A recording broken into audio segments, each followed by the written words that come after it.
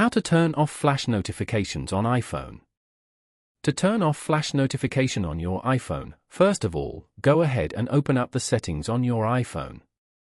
From here, you can make all the primary changes on your iPhone. Then, scroll down and tap on the accessibility option. From here, you can personalize your iPhone in ways that work best for you with accessibility features for vision, mobility, hearing, speech, and cognition. Now, scroll down and find the audio and visual option. Once you find it, tap on it.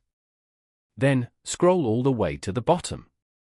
And tap on the LED flash for the alerts option. After that, toggle off the LED flash for alerts option. There you go, you have successfully turned off flash notification on your iPhone. By following these simple steps, you can easily turn off flash notifications on your iPhone.